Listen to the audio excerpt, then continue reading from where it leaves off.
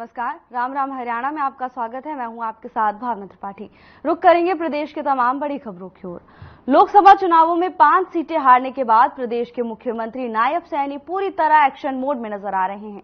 इसी को लेकर सीएम सैनी अंबाला में कार्यकर्ताओं की बैठक लेने पहुंचे, जहां उन्होंने विपक्ष पर जमकर भड़ास निकाली। सीएम नायब सैनी ने कहा कि बीजेपी घर घर जाकर कांग्रेस के झूठ का पर्दाफाश करेगी।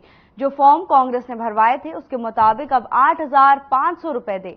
इसके साथ ही सीएम सैनी ने कहा कि कांग्रेस झूठ की नींव पर खड़ी हुई है और आने वाले चुनाव में इनका सूपड़ा साफ होगा और कांग्रेस कहीं नजर नहीं आएगी। इस दौरान सीएम ने कांग्रेस अध्यक्ष मल्लिकार्जुन खड़गे के बयान और जल संकट को लेकर दिल्ली के आरोपों पर भी प्रतिक्रिया दी।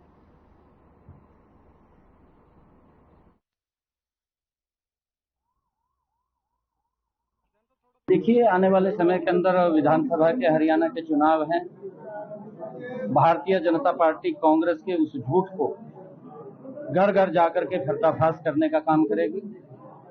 जो कांग्रेस ने झूठ के ऊपर अपनी नींव को खड़ा करने की कोशिश की है, लोगों के बीच में झूठ बोल करके और भ्रम फैला करके कि संविधान खत्म हो जाएगा, आरक्षण खत्म हो जाएगा।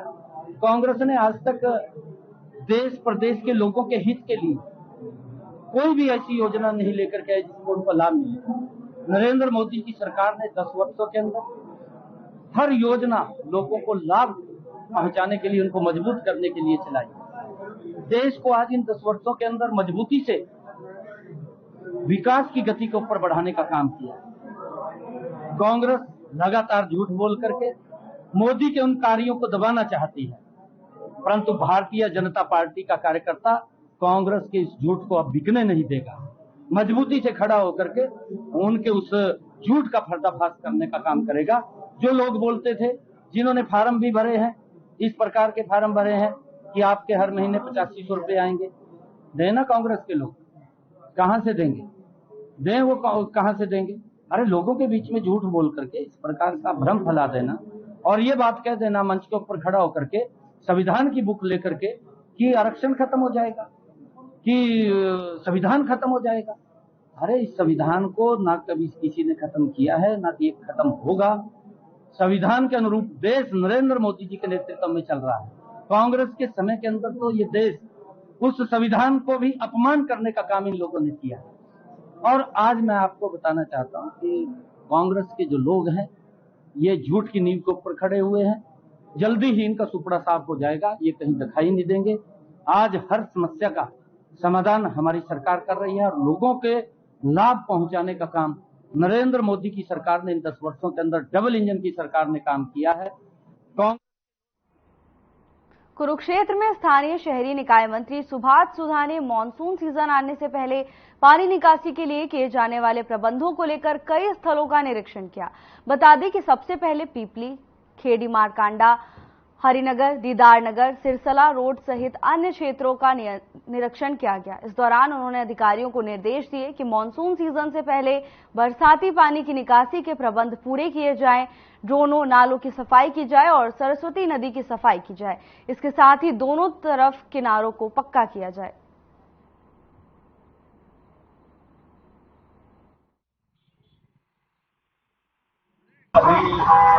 नेक्स्ट मंथ 15 जुलाई को मानसून आने वाला है। तो देखते हुए सबसे पहले टेक्निकल साथ बात करने के लिए आपको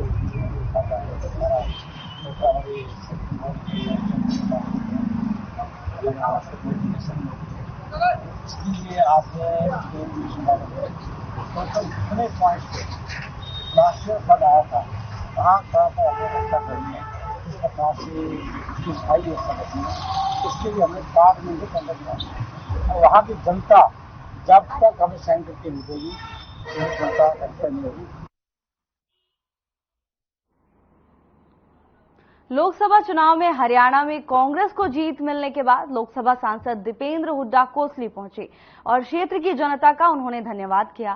सांसद दीपेंद्र सिंह हुड्डा ने कहा कि जो विश्वास कोसली की जनता ने उन पर जताया है वो उसे अंतिम सांस तक टूटने नहीं देंगे। दीपेंद्र हुड्डा ने आगे कहा कि देश में सबसे अच्छा प्रदर्शन हरियाणा में रहा क्योंकि यहां मत प्रतिशत भी सबसे ज्यादा था। बीजेपी को हरियाणा में जनता ने आधा करने का काम किया। इसके साथ ही उन्होंने कहा कि हरियाणा में अब कांग्रेस की लहर चल पड़ी है और निश्चित तौर पर यहां परिवर्तन होगा।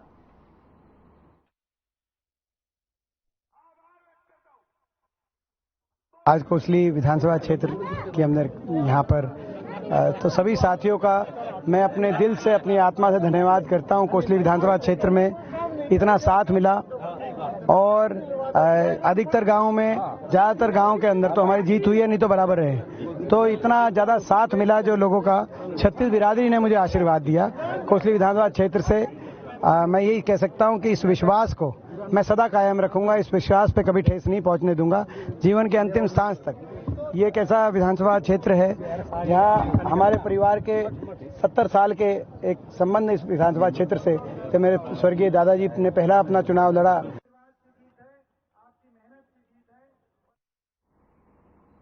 पंजाबी रामलीला मैदान में एक युवती ने फांसी लगाकर अपनी जान दे दी। सूचना पर थाना प्रभारी राजकुमार, चौकी प्रभारी सुरेश कुमार व फॉरेंसिक विभाग की टीम मौके पर पहुंची और सबूत जुटाए। मिली जानकारी के अनुसार उस समय घर में कोई नहीं था। 22 साल की संगीता ने जनवरी 2024 में अपनी मर्जी से रवि पुत्र रामेश्वर वासी गांव गुल्लरपुर, थाना निसिंग, जिला करनाल के साथ प्रेम विवाह कर लिया था। मृतका के पिता का आरोप है कि उनकी लड़की संगीता को उसके पति रवि, उसके ससुर, सास और नंदों ने दहेज के लिए गला घोंटकर मार डाला।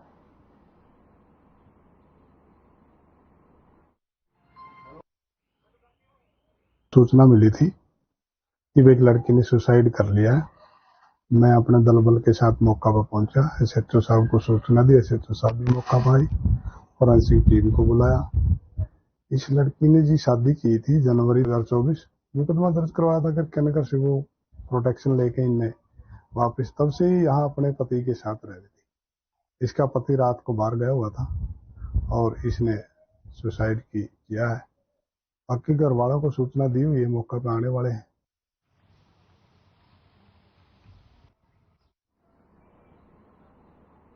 हरियाणा सरकार द्वारा गरीब व्यक्तियों के लिए निःशुल्क यात्रा के लिए रोडवेज विभाग द्वारा बनाए जा रहे हैप्पी कार्ड लेने के लिए लोगों की काफी भीड़ चरखी दादरी बस स्टैंड पर पहुंच रही है।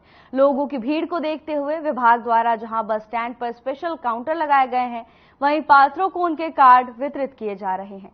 चरखी दादरी जिले के करीब 35,000 लोगों के हैप्पी कार्ड बनकर आ चुके हैं, जिनका प्रतिदिन वितरण किया जा रहा है। वहीं लोगों द्वारा लगातार ऑनलाइन अप्लाई करने की प्रक्रिया भी जारी है। वहीं रोडवेज की यातायात शाखा के कर्मचारी जगफूल नागिल ने बताया कि जिले के 35,000 लोगों के हैप्पी कार्ड बनकर आ चुके हैं, जिनमें से करीब 6,500 कार्ड का वितरण किया जा चुका है।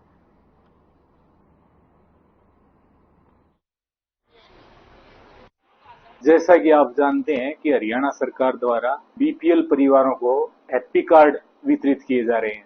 हैप्पी कार्ड का मतलब है हरियाणा अंत्योदय परिवार पहचान योजना। इसके तहत जिस परिवार की फैमिली आईडी में इनकम 1 लाख से कम है, उस परिवार में चाहे जितने भी सदस्य हों, सब सदस्यों को 1 साल में 1000 किलोमीटर हरियाणा सरकार की तरफ से हरियाणा रोडवेज में फ्री यात्रा करवाई जा रही है। उसके लिए हैप्पी कार्ड वितरित किए जा रहे हैं। अब चरखी दादरी में अभी तक 35,000 हैप्पी कार्ड बन के आ चुके हैं। हमने लगभग 6,500 के करीब कार्डों को वितरण कर दिया है। यहाँ हमने 5 काउंटर लगाए हुए हैं।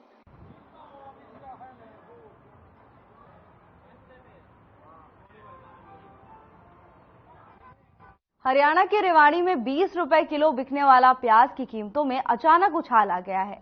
प्याज अब 40 रुपए किलो तक पहुंच गया है, जिसने लोगों की आंखों में बिना काटे ही आंसू ला दिए हैं। महिलाओं ने कहा कि प्याज के साथ अन्य सब्जियों के बढ़ते दामों ने इनकी रसोई का बजट पूरी तरह बिगाड़ दिया है। तो सब्जी विक्रेताओं का कहना है कि प्याज के निर्यात और गर्मी में खराब हुई प्याज की फसल के कारण इनके दामों में वृद्धि हुई है।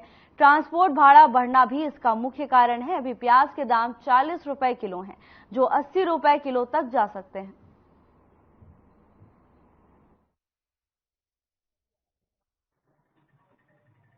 हाँ, सब कुछ महंगा हो गया भैया। बजट में बहुत ज्यादा असर आ रहा है। रसोई पे कितना असर पड़ता है इसका? काफी असर आ रहा है। हर चीज महंगी हो रही है। आज आपने कितने प्याज लिए? आज मैंने छोटी छोटी मीमी पतली लिए तड़के के लिए ताकि सस्ती पड़ी हो थोड़ी सी। तो हाँ, पहले 4-5 हाँ, अब कम लेते? हाँ, मैं कम लिए ये। और क्या, क्योंकि बजट देख के चलना पड़ता है भैया। महंगाई है, बच्चे है, पढ़ाई उड़ाई सब कुछ ही महंगा हो रहा है। कहीं ना कहीं लगता नहीं है कि प्याज ने स्वाद बिगाड़ दिया है रसोई का? प्याज ने भी बिगाड़ दिया, सारा ही सामान महंगा हो रहा है। महंगाई तो ज्यादा ही हो रही। प्याज अचानक वो कह रहे और भी बढ़ेगी, चिंता ही हो रही है तो भैया। और क्या, प्याज का रेट क्या चल रहा है? 40 रुपए किलो जी। पहले क्या रेट? पहले तो 25 से 20 था इसके। हाँ, 40 रुपए। फसल खराब होने में बाहर कंट्री जाती है, प्याज इस कारण महंगी हो रही है। बाहर किसका निर्यात किया है? पता है, यही तो लग रहा है फसल कम है, इसीलिए सब आलू प्याज सारा भी रेट बढ़ गया। सब्जी का आलू का है 35 रुपए किलो आलू बिक रहा है। पहले क्या रेट था? पहले तो 25 से 30 था। रोज बढ़े में 5 रुपए डिस्काउंट, 1-2 दिन छोड़कर 5 रुपए किलो बढ़ रहा है। असल में मेन बात है गर्मी से फसल को खराब होना। इसमें वायदे कुछ भी ले लो, प्याज आगे से ही महंगी है। एक तो ट्रांसपोर्ट खर्चा इतना बढ़ रहा है बेलिमिट हिसाब से, फिर यहाँ आएगा फिर उसका खर्चा लगेगा। आज प्याज बिक रही है 40 से और 35 का बीच में। ये तो प्याज की बात है, दूसरी सब्जियों का भी दाम लगातार बढ़ रहा है। अब ये जैसे ये लहसुन है, पहले लहसुन आया करता, पहले बीच में 1 साल पहले टमाटर जैसे फसल खराब हुई है ना, ऐसे ही लहसुन की फसल खराब हुई है। इसकी वजह से लहसुन महंगा हो रहा है। सब मंडी में आए हैं, प्याज के दाम, दूसरी सब्जियों के दाम लगातार बढ़ रहे हैं। सभी के बढ़ रहे हैं। अभी तो 1 हफ्ते से सारी सब्जियों बढ़ गई है। कोई सब्जी खराब से खराब, लौकी भी 60 रुपए कम नहीं है। प्याज क्या रेट मिल रहा है? अभी 40 रुपए किलो। 40 रुपए किलो। और हफ्ता पहले क्या रेट था? हफ्ता तो 20 रुपए था, डबल रेट हो गया। क्या कारण मानते हैं इसका? दांत क्या, ये तो बाहर फॉरन गाड़ी होंगी, अच्छी प्याज अपनी लोकल गर्मी होगी। प्याज चल रही है थोक का रेट 30-32 रुपए किलो। 100 रुपए दड़ी प्याज यहाँ खुली बिक रही है, 40 रुपए किलो। हाँ जी, थोक का रेट पे।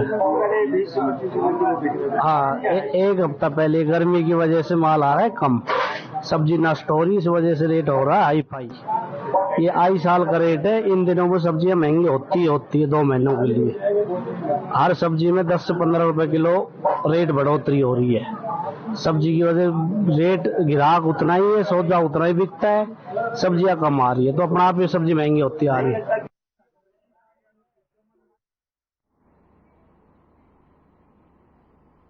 छोटे से ब्रेक के लिए रुकेंगे, जल्द हाजिर होंगे ब्रेक के बाद।